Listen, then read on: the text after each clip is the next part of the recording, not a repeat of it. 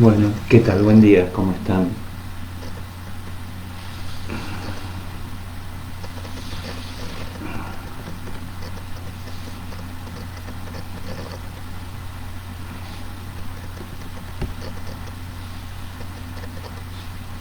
Bueno, vamos a esperar un rato que se empiecen a conectar y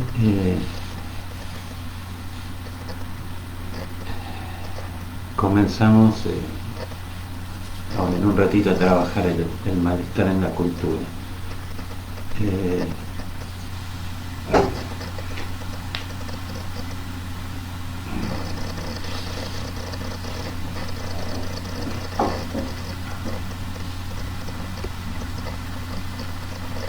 bueno, en función de algunas consultas, les recuerdo que pueden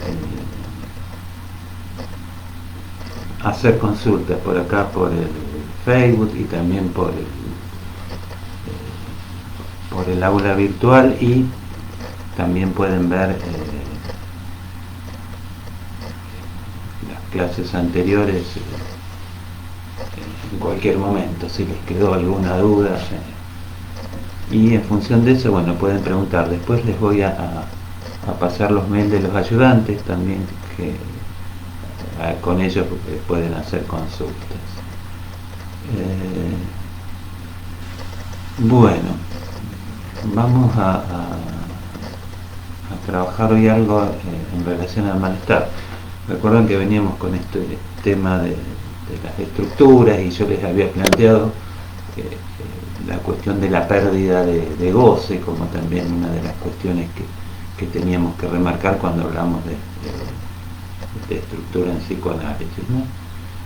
En ese sentido, el texto del malestar es clave para pensar cómo se configura en Freud todo este tema de la pérdida de goce, ¿no? Es un tema que lo podemos abordar de distintos lugares en la obra de Freud, pero bueno, vamos a verlo hoy desde el malestar en la cultura. Yo les comentaba en algún video que Freud, el primer título que piensa es la infelicidad en la cultura. Después lo cambió por malestar, ¿no? Y en relación a cuando el texto va a ser traducido al inglés, él propone también el término disconformismo. Finalmente la traductora, que también era psicoanalista, en la edición inglesa pone el término descontento. Con este les quiero plantear, bueno, que el problema entonces del malestar va a estar relacionado también con el tema de la felicidad y de la posibilidad o no de una satisfacción plena, ¿no? Y así como comentario más general del texto, hay entre otros tres temas casi principales, ¿no?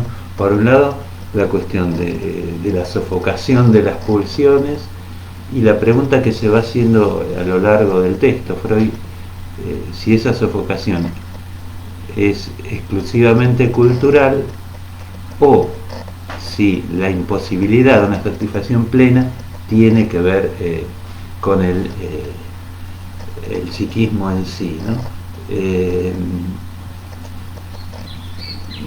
Son dos alternativas que no se excluyen, digamos.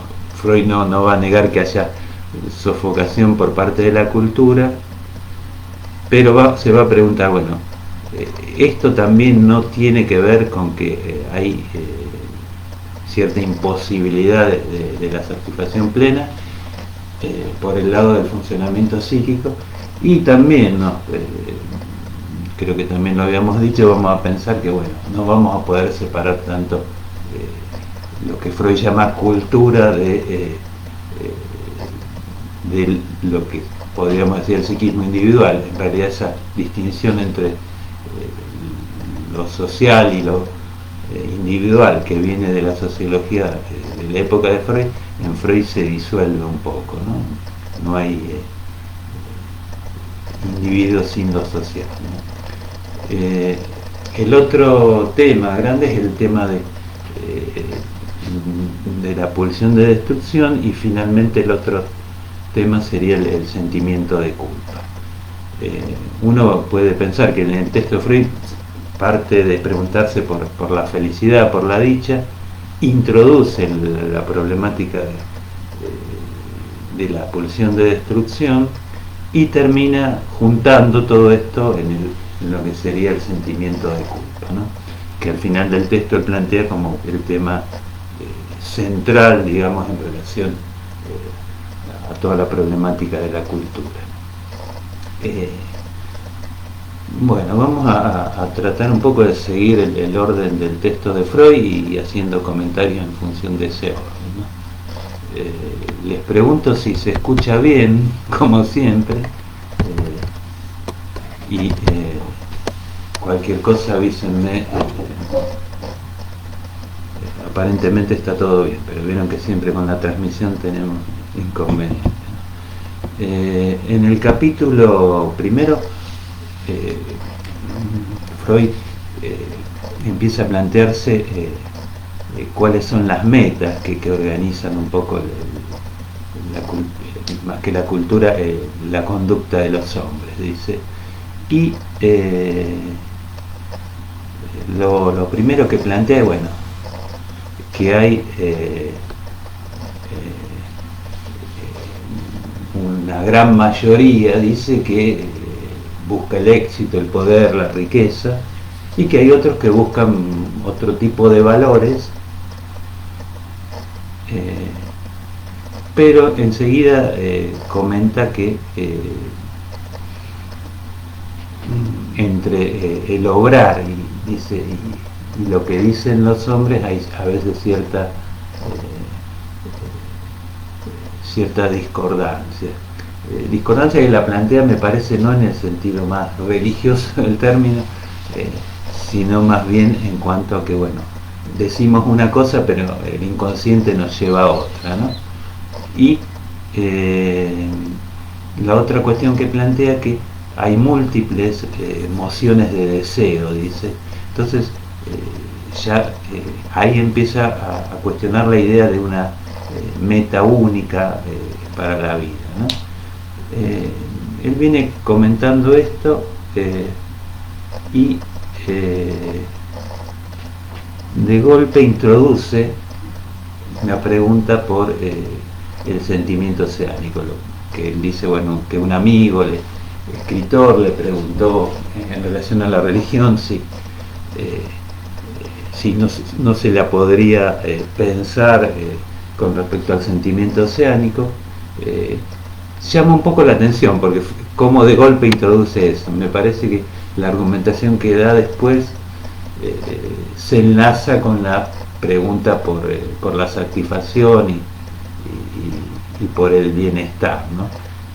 Por eso me parece que introduce esta cuestión del sentimiento oceánico, porque parece que a primera vista, cuando uno empieza a leer el texto, parece que no tiene mucho que ver con lo que va a desarrollar, ¿no? Creo que ustedes ya lo han visto en los prácticos, pero remarcamos un poco esta idea de que el sentimiento oceánico sería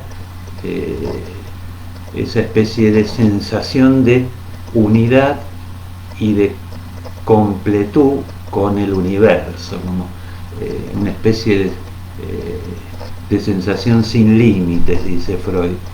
Y Freud se pregunta de dónde viene o cómo podemos explicar este sentimiento oceánico, y ahí plantea el origen de ese sentimiento en el planteo que en otros textos también hizo, en el texto de las pulsiones y en otro texto que se llama La negación, donde plantea que en el comienzo no hay distinción entre el yo y el mundo exterior, y plantea que en ese origen mítico hay una especie de narcisismo irrestricto, y entonces ese yo sería un yo, dice, de placer puro, y en algún momento cuando empieza a sentir sensaciones de placer que tienen que ver con que el objeto a veces no está presente, el objeto que produce las satisfacciones, entonces Freud dice, bueno, el yo expulsa fuera de sí todo lo displacentero, y ahí se empieza a armar la posibilidad, dice, de el inicio del principio de realidad. Lo que empieza a plantear entonces que esta distinción entre el yo y el exterior se empieza a conjugar en tanto se instala un principio de realidad donde se empieza ahí a poner en juego algo que después va a llamar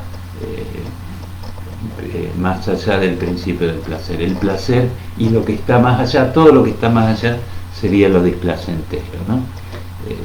Él, en relación a esto, también va planteando que los límites del yo, si bien nos creemos que son precisos, que el yo es una unidad y una síntesis, están definidos borrosamente. Por ejemplo, dice, con el ello no es tan fácil hacer la distinción, y da ejemplos donde la distinción entre el yo y el mundo exterior se torna también borrosa, que puede ser el enamoramiento y en algunos casos de psicosis, donde algo que ocurre en el interior, dice, lo trasladamos al exterior. Pero fundamentalmente la idea que transmite entonces que el principio del placer se instaura expulsando algo que sería lo displacentero. Ahí vamos a ir situando esto que les decía de la expulsión de algo que el aparato no puede llegar a asimilar, ¿no? Ese es como el antecedente metapsicológico que en distintos textos Freud va situando esto, ¿no? No sé si es claro esto, si no pregunten.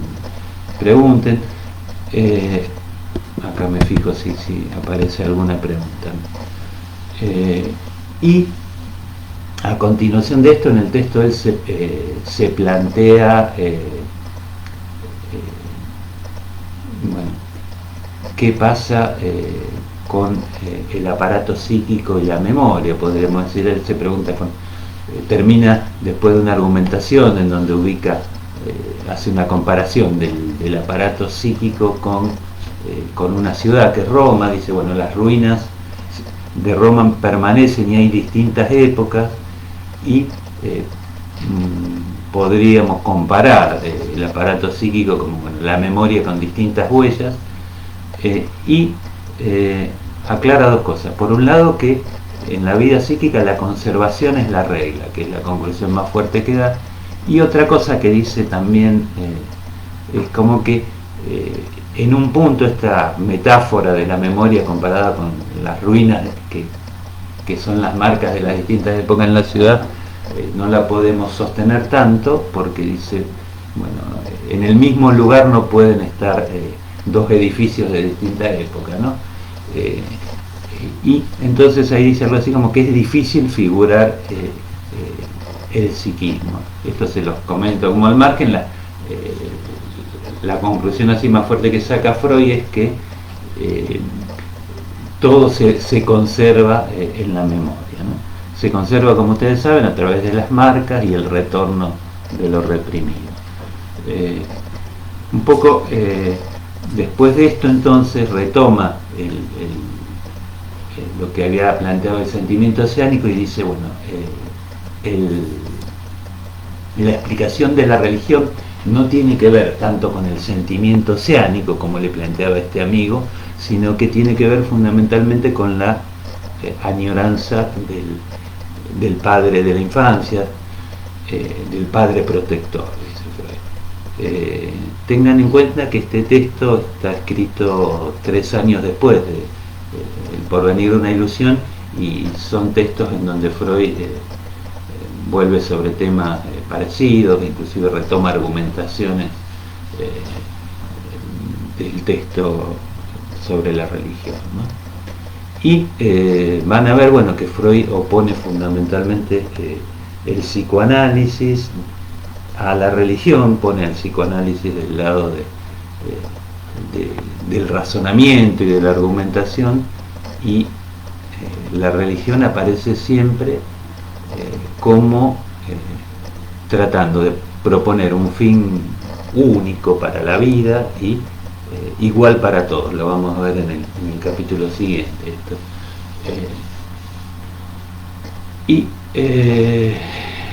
Con eso cierra entonces el capítulo primero, ¿no?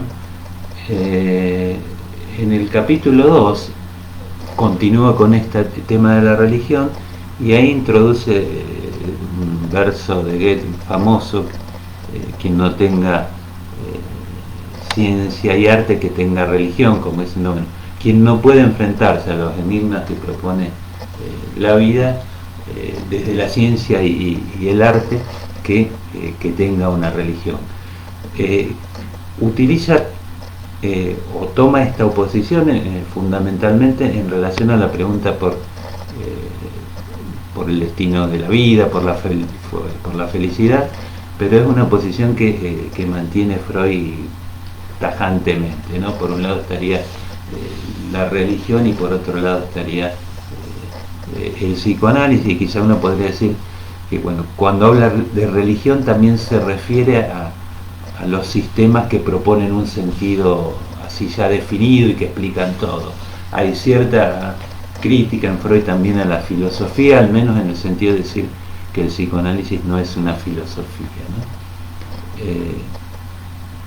Bueno, y con esto, después en el capítulo 2, después de esta referencia entonces a la religión, vuelve a hacer hincapié en la idea del padre protector, todo lo que desarrolló en El porvenir una ilusión, ¿no? Plantea que la vida resulta gravosa, es la traducción que encuentran en Amor Roto, ¿no? Resulta dolorosa, podríamos decir, y ahí plantea la idea que para soportar ese dolor hay tres salidas, que son las distracciones, las satisfacciones sustitutivas y las sustancias embriagadoras. Yo siempre digo en broma que es un poco sexo, droga y rock and roll, ¿no? La versión freudiana, no sé si conocen esa canción, es una canción de los años 60 o 70 me parece, pero la frase es conocida, ¿no? Y entonces Freud ahí va citando que hay lo que va a llamar más adelante malestar, que los hombres tratan de aliviar con estos tres calmantes, como lo llama él, ¿no? Y entonces se pregunta nuevamente por la idea de una meta para la vida, y termina planteando un poco, por un lado, que esta pregunta por la meta o por un destino o por un fin para la vida es una pregunta que está armada desde un sistema religioso, que ya es una pregunta religiosa. Fíjense cómo él va situando ahí esta problemática casi de un sentido previo para la vida como algo que no tiene que ver con el psicoanálisis, y lo va poniendo del lado de la religión, ¿no? En ese sentido, les vuelvo a repetir, más allá de que pongamos un sentido desde la filosofía o desde la religión, la idea de un sentido ya único es una idea que va a criticar, ¿no? Bueno, ahí hace algunas referencias que ya son conocidas en cuanto a la felicidad. Plantea, bueno, que la satisfacción de pulsiones así silvestres, la llama así, produce un placer y plantea casi que la felicidad es algo episódico, algo que dura poco y que cuando estamos en algo de más tiempo ya no es la misma sensación y plantea que hay un bienestar, ¿no? En ese sentido él va a plantear entonces que desde el principio del placer se puede ir viendo qué hacen los hombres en relación a este tema de la felicidad.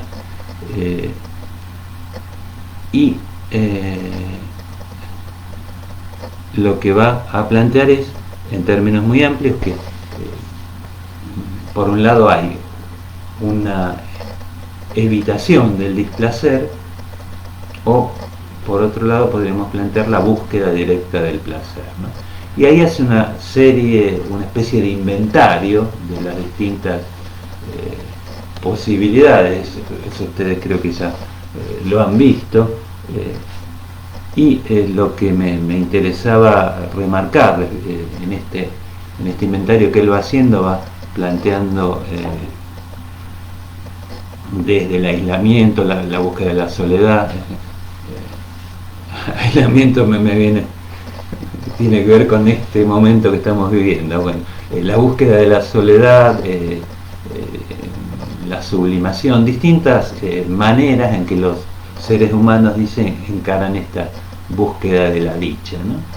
Y termina planteando, si ustedes no los quiero cansar leyendo las citas así textuales, en la página 83, si ustedes vieron de la edición de Amor Rortu, él plantea que como conclusión de esto, de este inventario que va haciendo, la idea que va a remarcar es que el principio del placer nos plantea un camino imposible de lograr la satisfacción plena, pero es lícito, dice, tratar de lograr la satisfacción. Y este camino, dice, que plantea el principio del placer, es un camino individual que cada uno tiene que lograr, y no hay un camino único y general para todos. Vuelve a cargar ahí las tintas contra la religión, dice, como plantea la religión, ¿no? En ese sentido, bueno, vamos a remarcar entonces que hay una especie de intento imposible de encontrar una satisfacción plena, pero que el mismo principio del placer nos impulsa a buscarlo, ¿no? Termina un poco el capítulo diciendo que la religión, bueno, propone un destino único, y dice, trata de transformar la realidad a través de una especie de delirio, o más que transformar, trata de disimular la realidad a través de una visión delirante, dice, ¿no? Y de rebajar un poco la inteligencia, y vuelven a encontrar la oposición que va planteando Freud entonces entre el psicoanálisis y la religión, que es fundamentalmente la oposición entre la posibilidad de que cada uno construya un sentido ante la otra alternativa, que sería un sentido único, ¿no?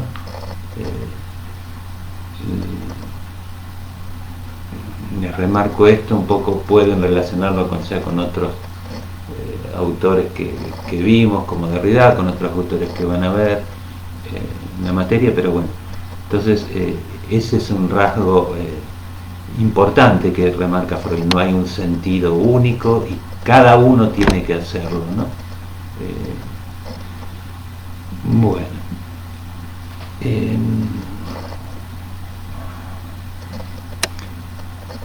más o menos se va entendiendo. Les estoy comentando hasta ahora lo que plantea Freud, que creo que ustedes lo pudieron leer y trabajar en los prácticos también.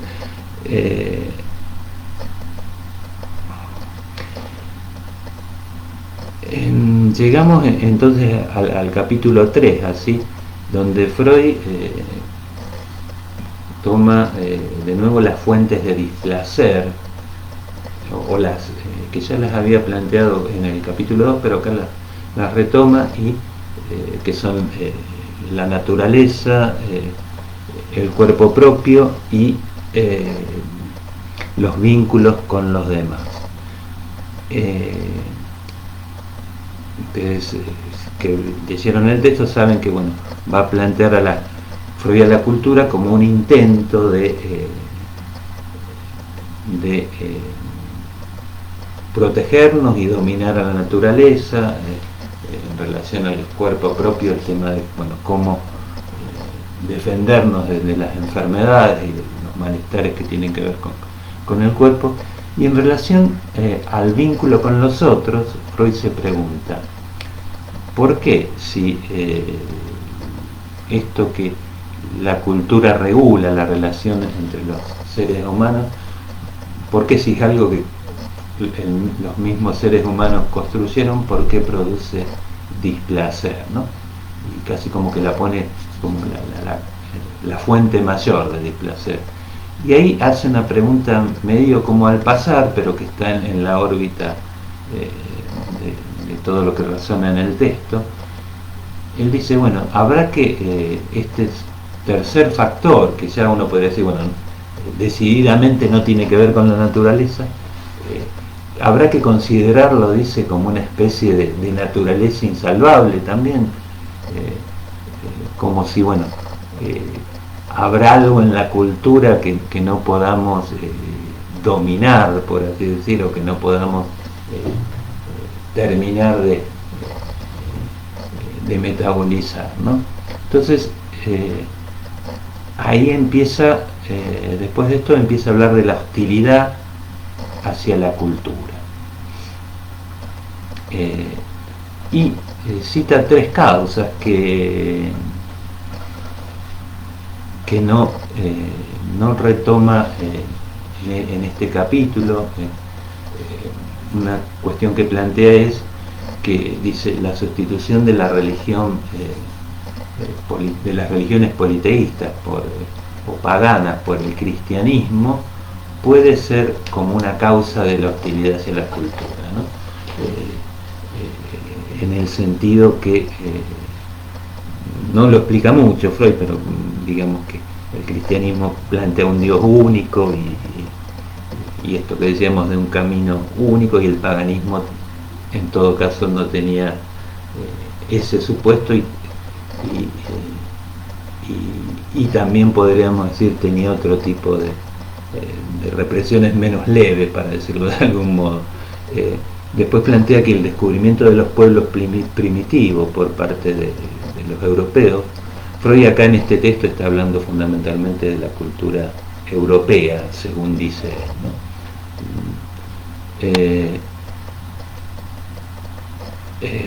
Les decía, el descubrimiento entonces de los pueblos primitivos lleva a comparar a las sociedades entre sí, y está la idea ahí como que bueno, los pueblos primitivos no tenían tantas normas, que vivían un poco más felices. Y la otra cuestión que plantea como una posible causa de hostilidad hacia la cultura tendría que ver con lo que plantea el psicoanálisis en relación a que la represión de la sexualidad y que las neurosis tienen que ver con eso, ¿no?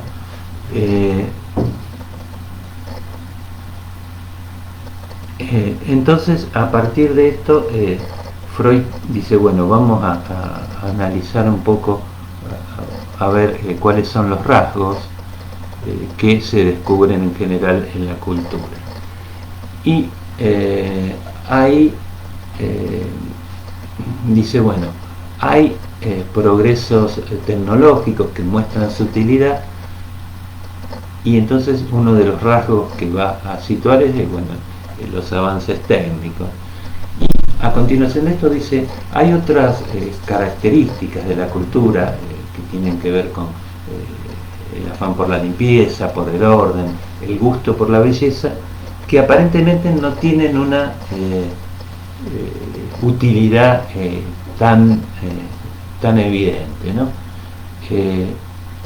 Como otro, ahora lo retomamos esto, como otra cuestión que plantea, así como un rasgo de la cultura, sería los sistemas intelectuales, vamos a llamarlo así, la religión, la ciencia y la filosofía, como intentos de explicación, digamos, de la vida en general, podemos plantearlo así.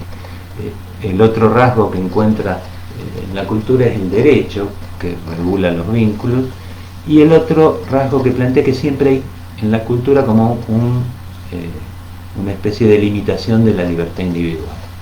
Entonces, él va a analizar estos rasgos fundamentalmente en relación a la belleza, va a plantear que tiene que ver con cierta sublimación de las pulsiones sexuales, en relación al orden y la limpieza lo va a plantear en relación al erotismo anal. Hay un texto que se llama El carácter y el erotismo anal, donde plantea que las pulsiones que tienen que ver entonces con la analidad se articulan y logran una activación sustitutiva a través del cuidado del orden y de la limpieza. Como conclusión un poco de todo esto, lo que va a plantear Freud, entonces, que la cultura se establece mediante la sofocación de las pulsiones. Sofocación es un término amplio que podemos decir, bueno, incluye términos como la represión, la sublimación, la formación reactiva. Son modos en donde supuestamente la pulsión es limitada. Lo que podríamos plantear, bueno, es que siempre la pulsión aparece a través de una formación sustitutiva, a través de no hay pulsión desnuda, siempre está armada a partir entonces de los representantes psíquicos, ¿no? Pero bueno, entonces con el término sofocación Freud incluye distintos mecanismos, fundamentalmente la represión y la sublimación, ¿no? Y esa es una de las tesis fuertes del texto de Freud.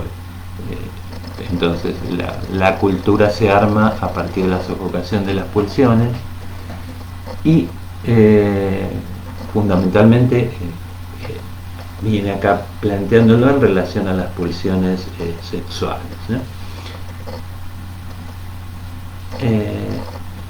Y va al capítulo 4 a plantearse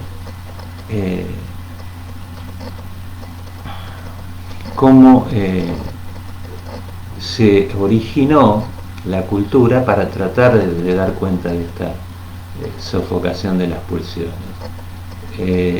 Ahí es donde, en este capítulo, él dice una frase así bastante contundente. En algún momento, dice, el hombre se dio cuenta que podía trabajar con otros o contra otros. Y ahí va a situar el origen de la familia, y lo primero que plantea cuando empieza a hablar de la familia es que la familia primordial es la familia de Toten y Tabú, donde está el padre que somete a todos los demás, el padre, digamos, casi que ejerce la violencia irrestricta, el padre que goza de todas las mujeres, una especie de figura mítica, ¿sí? Del padre primordial que va construyendo Freud en Toten y Tabú. Y como segundo paso sitúa entonces la alianza entre los hermanos, donde empieza a construirse ahí lo que podría llamarse el primer derecho, ¿no? Donde, bueno, se empiezan a establecer ciertas normas. A partir de esto, Freud describe, bueno, que el amor y las necesidades son casi los dos polos. Cuando planteamos las necesidades sería el hambre y Freud empieza a hablar ya ahí de compulsión al trabajo, como que el hambre implica que hay que trabajar para tratar de satisfacer las demandas del hambre, ¿no? Y entonces sería el hambre y el amor las dos fuentes del origen de la familia o del desarrollo de la cultura, perdón, dice Freud. Y en relación al amor, creo que esto ustedes lo vieron también en los prácticos, va planteando fundamentalmente la idea de que los machos querían retener como a las hembras como objeto sexual y las mujeres, o más que las hembras, Freud casi que lo sitúa en el límite ahí entre lo que sería ya la familia más en la historia evolutiva, ¿no? El paso de los monos, digamos, al hombre, ¿no? Y sitúa entonces que las hembras buscando la protección y el estar cerca para ellas y para sus hijos, bueno, forman las primeras agrupaciones, y ahí es donde Freud dice, bueno, el amor entonces y el trabajo es casi el origen de este trabajar con otros, ¿no? De unirse a otros. Y ahí hace todo un análisis de cómo ese amor sensual, que es el origen de la familia, lo que permite formar la cultura, cómo se va desarrollando y va entrando con el desarrollo de la cultura también en conflicto con la cultura, ¿no? En el momento en que Freud escribe el texto termina planteando, bueno, que la cultura solo admite el amor en el matrimonio, temas que ya, bueno, con el correr de los años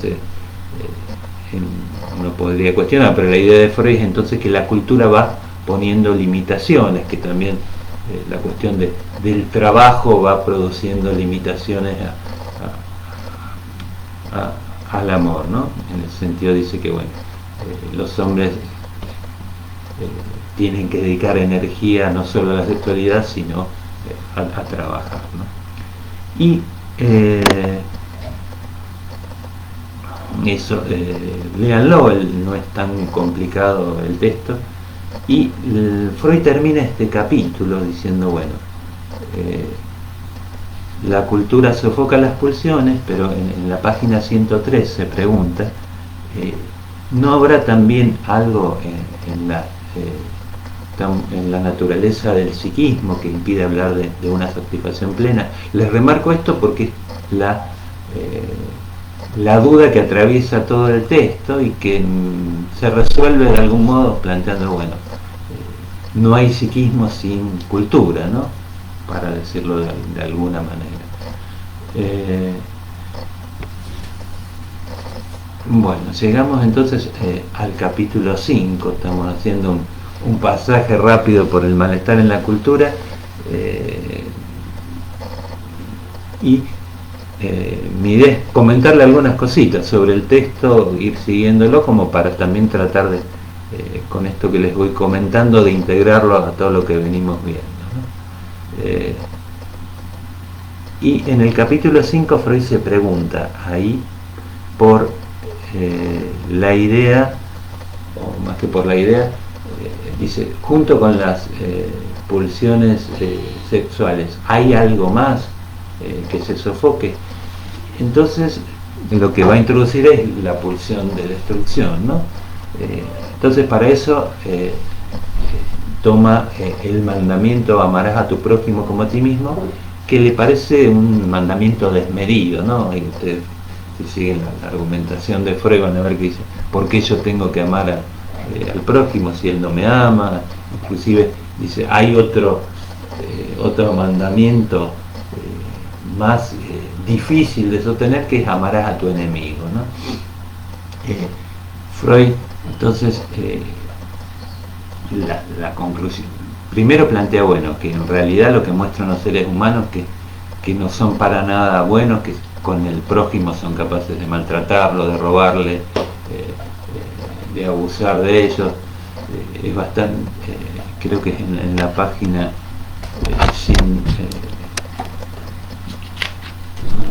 si encuentro ahora, bueno, no se las leo porque quiero más o menos terminar y siempre estoy medio apurado porque tengo miedo que se corte la transmisión también.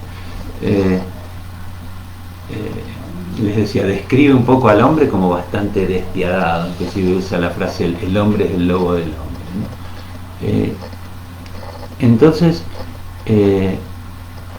plantea que hay una agresión así y una pulsión de destrucción casi inmanejable, ¿no? Entonces ahí hace una serie de distinciones que cuando veamos el tema de la ética nos va a servir. Por un lado habla del oponente, que sería, bueno, aquel prójimo con el cual podemos tener una lucha. Piensen en el fútbol, si quieren, por ejemplo, en el equipo rival, y no llegamos a poner en juego esa pulsión de destrucción, ¿no? O esa agresión. Me quedé pensando que el fútbol a veces no es el mejor ejemplo, ¿no? La otra categoría es la de enemigo, ¿no? Bueno, ahí con el fútbol a veces pasamos de oponente a enemigo. El enemigo es aquel sí que hay que destruir, y aquel que recibe toda esa agresividad, ¿no? Y hay un concepto en Freud que es el narcisismo de las pequeñas diferencias, que tiene que ver con que yo me diferencio de otro, porque como grupo nos diferenciamos de otro grupo por pequeñas diferencias, y eso nos hace pensar que somos mejores, ¿no? Todo lo que tiene que ver con el narcisismo de las pequeñas diferencias sería, bueno, aquellas pequeñas cosas que son típicas de un grupo, que nos permiten pensarnos, como les decía, distintos y mejores fundamentalmente al otro grupo, y en esa distinción vamos a tratar de volcar la agresividad en el otro, ¿no? En el que tiene una pequeña diferencia con nosotros. Y esto es casi lo que Freud describe también en Psicología de las Masas, es casi constitutivo de muchos fenómenos políticos y sociales, ¿no? Ubicar al otro como el enemigo al que hay que destruir, ¿no? Y es una manera entonces de volcar la agresividad. Inclusive, bueno, más allá de Freud, muchos analistas plantean que esto de poner el mal en el otro es casi también constitutivo de los grupos, ¿no? Como que a lo que dice Freud, bueno, nos identificamos con los rasgos del ideal que ocupa el jefe de la masa, y ahí formamos el grupo. Muchos agregan, bueno, esta idea de poner el mal en el otro y de buscar un otro al cual atacar y diferenciarnos es también casi un elemento fundante del grupo, ¿no? Entonces vamos a ver, no ahora, pero cuando veamos el tema de la ética desde el psicoanálisis en general, cómo aparecen estas figuras de el prójimo como el más cercano, pero de golpe el prójimo puede ser el enemigo o el oponente, ¿no? Cómo vamos a ir viendo esto, y cómo la ética está muy en relación a todo esto de poner el mal en el otro también, ¿no? Bueno, llegamos así un poco al capítulo 6, donde ya Freud ha planteado el tema de la agresividad y la expulsión de destrucción, que ya lo había planteado, como ustedes saben, en Más allá del principio del placer, en el año 20. En el capítulo 6 lo que va a plantear Freud es una especie de resumen de sus distintos modelos pulsionales. Recuerdan la oposición entre pulsiones de autoconservación y pulsiones sexuales. Después Freud introduce el narcisismo, y ahí el yo también es algo libidinizable, y después la otra oposición entre pulsiones de vida y pulsiones de muerte. Y entonces ahí Freud hace también una especie de recapitulación de cómo va concibiendo la agresividad, primero como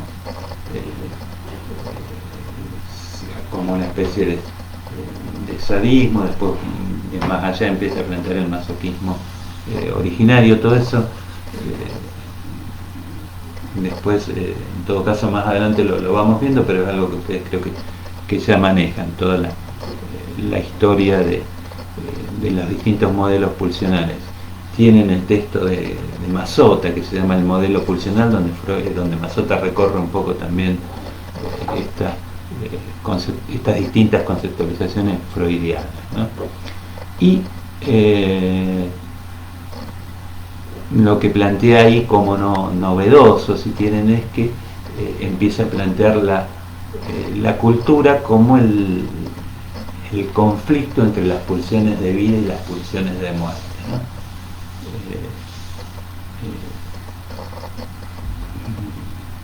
Que fundamentalmente la idea es que las pulsiones de vida, el eros, dice, tiende a la unidad, a formar familias, comunidades, grupos más grandes hasta llegar a la humanidad como un todo, y la pulsión de muerte tiende a la desintegración.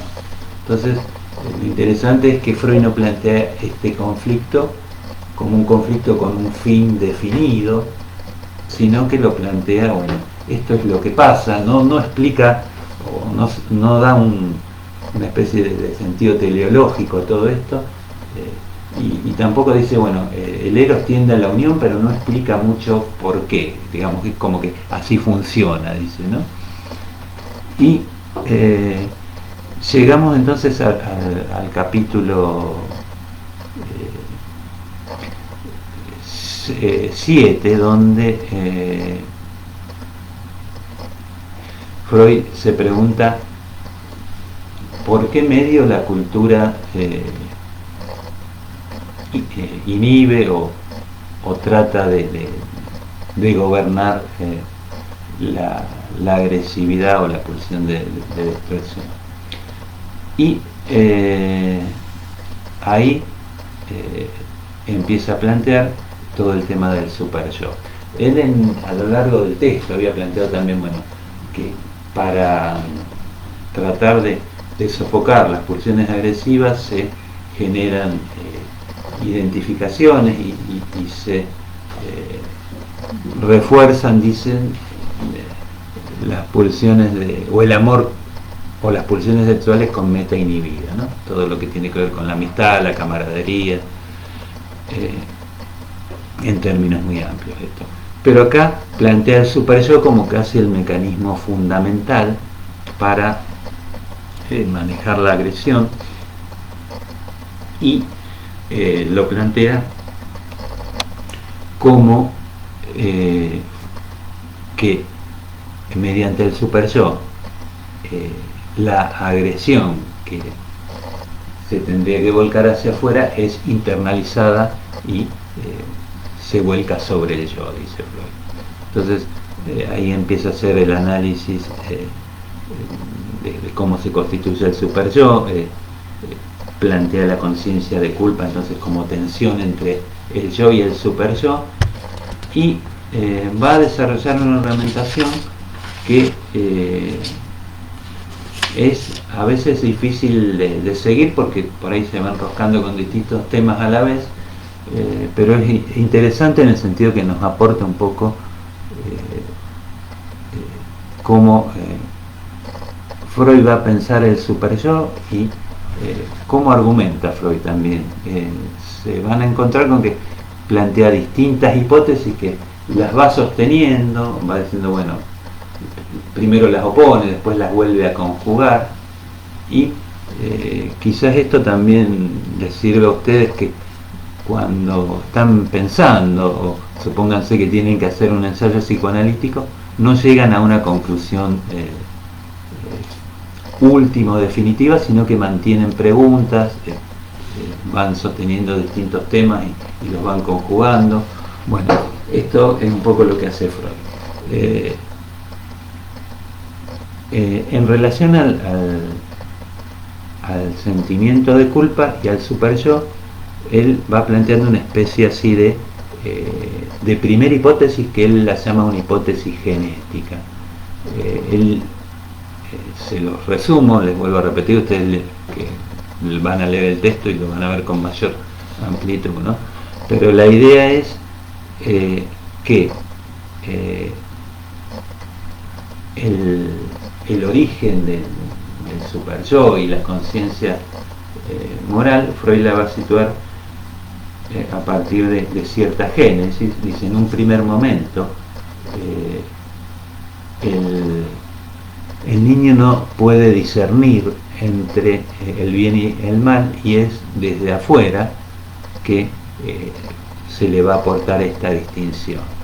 Fundamentalmente va a plantear entonces que hay una relación con la autoridad externa que tendría que ver con la expectativa de castigo o de pérdida de amor en relación a esa autoridad externa, ¿no? En relación a ese adulto, podríamos decir. Y entonces en ese momento Freud dice, bueno, que puede haber una conciencia de culpa y va a plantear un segundo momento en donde se interioriza esa autoridad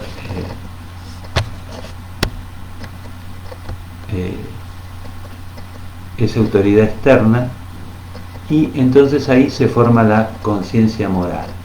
Ahí donde ya situamos entonces la formación del superyo y lo que sí Freud llama más específicamente la conciencia moral.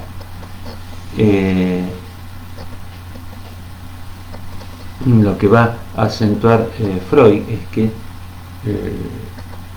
con la constitución del superyo, que sería una instancia, como ustedes saben, dentro del psiquismo,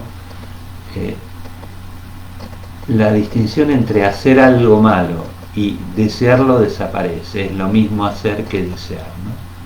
Por eso acentúa, bueno, que ante el superyo no se puede escaparse, y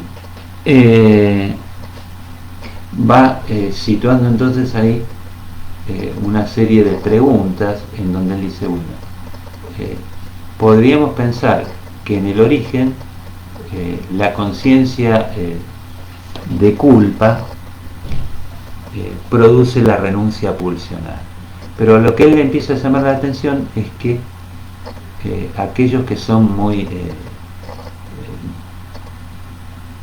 obedientes, por así decir, o que son muy vamos a llamarlo de algún modo moralistas, con cada renuncia pulsional aumenta la severidad, dice, de la conciencia moral. Entonces él, si sigue en la argumentación, plantea que se invierte esto, ¿no? Que es la renuncia pulsional la que provoca la conciencia moral. Es como que primero está la renuncia pulsional. Y siguiendo esto, se pregunta también por la severidad del superyo. Entonces dice, sería fácil plantear que, bueno, la severidad del superyo tendría que ver con la agresividad exterior, sería como proporcional a la agresividad exterior. Y la otra cuestión que plantea, o tendríamos que pensar que la propia agresividad es la que le da el grado de severidad al superyo, ¿no? Y Freud si bien al final las conjuga, apunta, me parece más a esta idea de que, bueno, el niño trataría al yo como si él fuera el padre, dice Freud, ¿no? Pondría la propia agresividad en el yo, ¿no? Léanlo, esto está bastante desarrollado en Freud, pero le estoy tratando de transmitir las ideas más generales, ¿no? Y después, a continuación de esto, introduce nuevamente la idea del parricidio y que la culpa de la cultura tiene que ver con o el sentimiento de culpa propio de la cultura tiene que ver con el asesinato del padre primordial y con el Edipo, ¿no? Es como que ahí empieza a conjugar todo lo que trabajamos en psicoanálisis en relación al Edipo con el texto Totem y Tabú, y entonces empieza a plantear la hipótesis, si ustedes quieren, más edípica de la constitución del superyo, en donde dice, bueno, en ese primer momento donde los hijos matan al padre, había una relación ambivalente. Por un lado se odiaba a ese padre y por el otro lado se lo amaba. Entonces primero se comete el crimen y después aparece el arrepentimiento y aflora hay ese vínculo amoroso con el padre, ¿no? Y se produce la identificación al padre y de ahí la constitución del superyo. Freud entonces va jugando con esta explicación más individual que se llama genética y con la explicación más edípica, si ustedes quieren, pero fundamentalmente empieza a plantear entonces que hay un sentimiento de culpa propio de la cultura que tiene que ver con lo edípico, y el superyo sería entonces de algún modo el que conjuga esa intención de ir de transgredir y al mismo tiempo la prohibición, ¿no? Y si ustedes recuerdan el texto del Porvenir de una ilusión, creo que ya lo están viendo, ya lo han visto, ahí van a ver que Freud dice, bueno, el sujeto de ser enemigo de la cultura al constituir el superyo pasa a ser portador de la cultura, ¿no? Ahí entonces tenemos, bueno, que el sentimiento de culpa va a tener que ver con la tensión entre el yo y el superyo, en el sentido que está esta tensión entre la búsqueda de una satisfacción plena y la imposibilidad de esa satisfacción plena, ¿no? Esa tensión que Freud sitúa como conciencia moral entre el yo y el superyo, entonces va a ser puesta en juego siempre como un malestar, y ahí es donde Freud se pregunta ya en el capítulo siguiente que ese malestar tiene que ver con la angustia, y dice, es una variante tópica de la angustia. Entonces ahí comenta, dice, a veces la angustia aparece directamente, da como ejemplo la neurosis obsesiva, otras veces no se percibe y otras veces sale a la luz como malestar. No sale directamente como angustia, pero sale como malestar, como descontento. En ese sentido, entonces, dice Freud, la angustia siempre está como horizonte de todo síntoma. Entonces, siempre tenemos esa posibilidad de transgredir, que es señalizada como angustia, y al mismo tiempo está en juego, bueno, el síntoma que produce una satisfacción sustitutiva. Entonces el malestar ahí aparece en Freud como una especie de heredero de la pulsión de destrucción, como una agresividad puesta sobre el yo como necesidad de castigo, y En ese sentido, entonces, la pregunta por la felicidad o por el goce pleno deriva en esta idea de, bueno, ante la imposibilidad de ese goce pleno también tenemos el malestar, ¿no? El malestar entonces aparece como un término que está en juego en toda esta dinámica de la satisfacción buscada y de la encontrada, ¿no? Pero que aparezca la angustia como horizonte quiere decir, bueno, que siempre hay algo de entonces de esa satisfacción plena que aparece marcado como imposible, ¿no? Y yo cuando les decía la idea del referente imposible que alguien preguntaba, bueno, el referente imposible tendría que ver con ese goce en términos edípicos, con ese goce prohibido, ¿no? Y Freud sitúa acá el asesinato de ese padre primordial, que también podría pensarse en una figura de ese goce imposible, ¿no? Es el único, ese padre primordial, que gozaría así irrestrictamente, ¿no? Bueno, entonces con esta lógica Freud va situando el malestar como heredero de la pulsión de muerte, por así decirlo, y como aquello que conjuga esto de la sofocación de las pulsiones con la cultura, ¿no? Bueno, un poco esa es la lectura así en términos muy amplios que les intentaba hacer del malestar, como para que puedan ir rastreando lo que venimos trabajando. Obviamente es una lectura, después uno es un texto muy rico, uno puede situar distintos caminos, acentuar distintos temas y también dar distintas interpretaciones del texto. Freud en el último capítulo se plantea también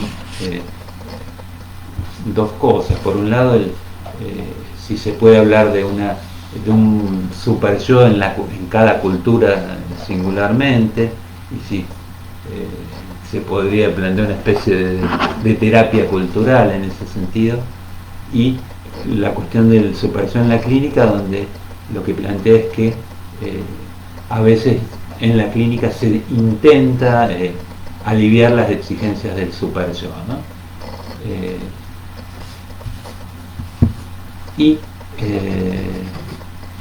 Cuando habla del super yo cultural, lo que plantea también es que, bueno, si bien se puede hacer cierta analogía, también hay que tener cuidado de no extrapolar los conceptos que surgieron en la clínica a otro plano que sería más lo cultural. Pero más o menos entonces esto es lo que quería transmitirles del texto sobre el malestar en la cultura. Yo creo que en alguna clase también se los comenté, hay toda una hipótesis que Freud toma de la biología de su época, que es la relación entre ontogénesis y filogénesis. La ontogénesis sería el desarrollo del individuo y la filogénesis el desarrollo de la especie. Lo que Freud plantea es que, o lo que esta hipótesis plantea, que después la toma Freud, es que el individuo reproduce o recapitula todos los pasos que siguió la especie. Freud la toma y la introduce en el psicoanálisis, que adquiere sus rasgos muy singulares, pero él dice en algún momento, cada uno cuando ingresa a la cultura repite el parricidio primordial, ¿no? Entonces heredamos una deuda que nos viene ya por el ingreso a la cultura, ¿no? En la medida en que constituimos el aparato psíquico, ya estamos en deuda, que Freud termina el capítulo con un verso que más o menos plantea eso, ¿no? Bueno, más o menos esta es la lectura. No quiero excederme más porque siempre se termina la transmisión abruptamente. Si tienen preguntas sobre esto, vayan planteándolas y tratamos de responderlas hasta que se nos haga el horario o se corte la transmisión. Bueno, escucho a ver, o miro a ver si hay preguntas de ustedes. Ay, acá alguien me dice que se le corta la transmisión. A ver.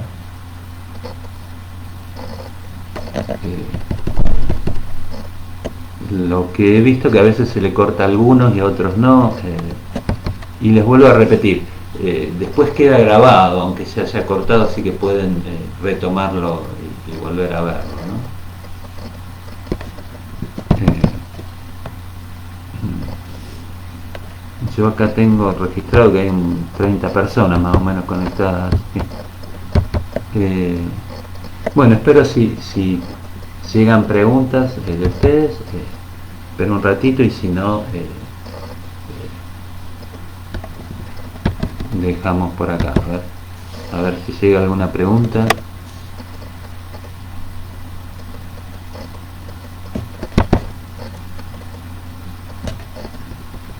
A todos acá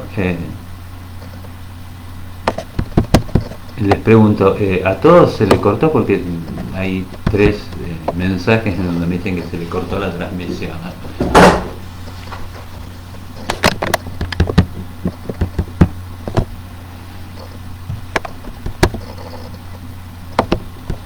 A ver si alguien puede responder así, si todavía siguen escuchando y viendo.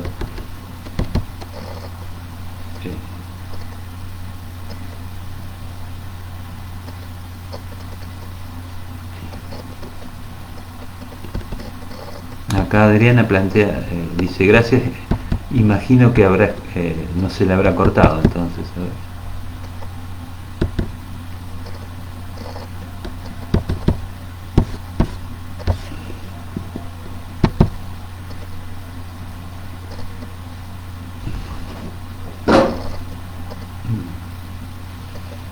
Bueno, a ver.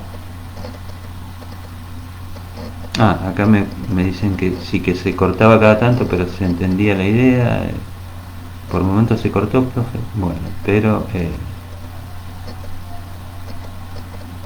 bueno, acá me están entrando los mensajes de ustedes.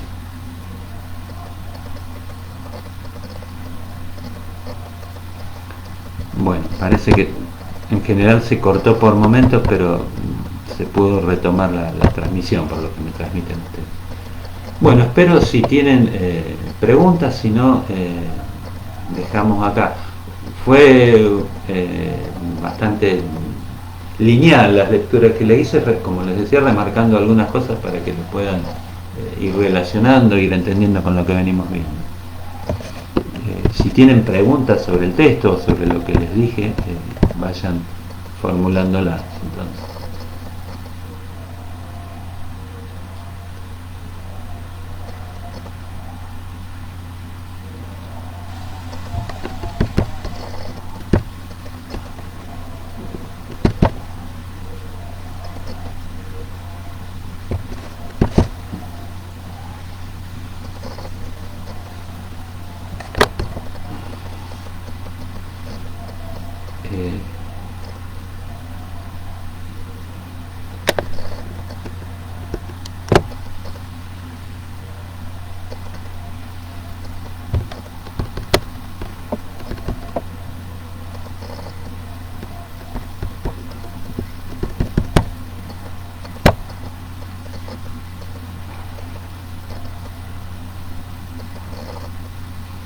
Bueno, a ver, espero un ratito más por si llegan preguntas, si no, dejamos acá.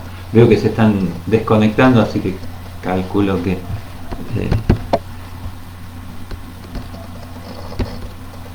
eh,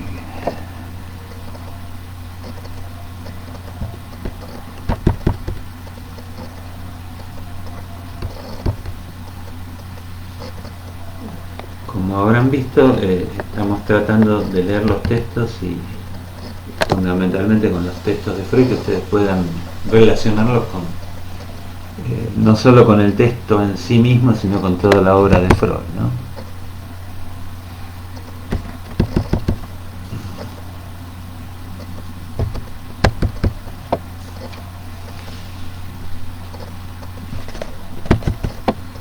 Bueno, Sí, si tienen preguntas sobre lo que vimos hoy, o si quieren preguntar sobre algo de otras clases, también pueden formularlas.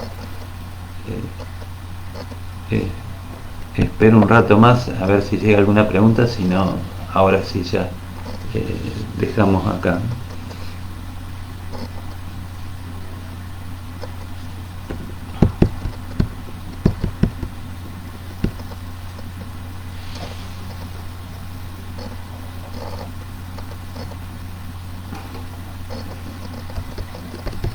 Bueno, acá agradecen la clase, bueno, les agradezco la atención a ustedes también.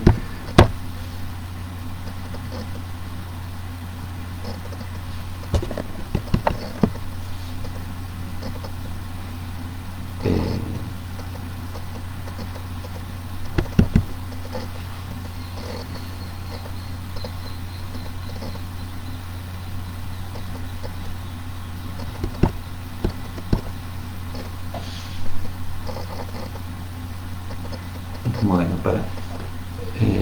para la clase que viene, quizás haga un poco esto que hice con el malestar, con el texto del porvenir, como un recorrido así rápido y remarcando algunas cosas, y ya tal vez empecemos con otros textos en la semana, como siempre les voy indicando.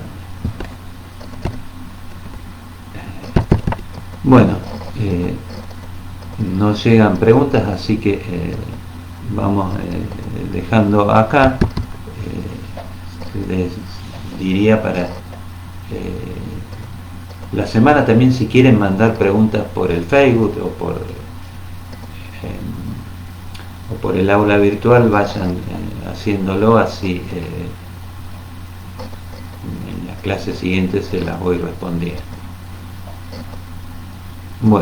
Bueno, dejamos acá entonces, nos vemos el miércoles que viene. Bueno, hasta luego.